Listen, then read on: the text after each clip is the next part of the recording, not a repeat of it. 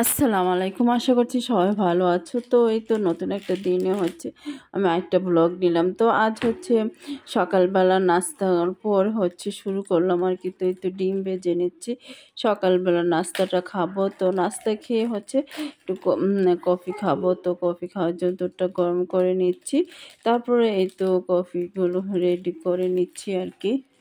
তো কফিটা খেয়ে রান্না করব। তো সব কিছু রান্নার ফাঁকে আমি যে কোনো একটা রান্না প্রতিদিন শেয়ার করার চেষ্টা করি। তো আজ বেগুন রান্নার শেয়ার করছি আর কি। তো বেগুনটা এভাবে রান্না করে খেলে কিন্তু দেখবেন অনেক স্বাদ হয়, খেতে খাওয়ার রুচি হয়। বেগুন অনেকে খেতে চায় না, কিন্তু এভাবে রান্না করলে এই তরকারিটা অনেক ভালো হয়, স্বাস্থ্যসম্মত আর রুচিশীল, অনায়াসে 1-2 প্লেট ভাত খাওয়া যাবে।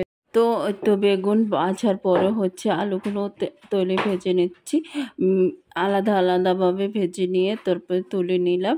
তারপরে এখন সেই যে পাতিলে আমি বেগুন আর আলু ভাজলাম, সেই পাতিলে মশলা এখন কষিয়ে নিচ্ছে। আমি রসুনগুলো আগে দিয়ে একদম রসুনগুলোকে ভালোভাবে ভেজে তারপরে যখন তেল উপরে উঠে আসছে তখন জিরা, তারপরে হলুদ মরিচ দিয়ে লবণ দিলাম, দিয়ে ভালোভাবে কষিয়ে নিয়ে তারপরে আলুটা ঢেলে দিয়ে তারপরে বেগুনটাও একসঙ্গে ঢেলে দিয়ে একটু ঝোলের জন্য পানি দিলাম, একদম অল্প পরিমাপে পানি দিলাম। আমি আর পানি দিব না, একদম মাখা মাখা করা একটা ঝোল তৈরি হবে।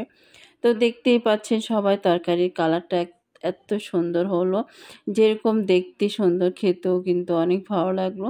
তো আর কিছুক্ষণ কুক করে তারপর আমি তুলে নিব আর কি। তো এই তো দেখুন এত সুন্দর হলো। তারপর আমি একটা হটপটে কিছুটা তুলে রাখছি আর কি, গরম থাকার জন্য। তো এই তো এত দারুণ হলো দুপুরবেলা, যখন আমরা খাবার খেয়েছি এই তরকারিটা সবাই পছন্দ করলো। তো এই তো দেখুন কালারটাও অনেক সুন্দর আসছে। আজ এই পর্যন্ত।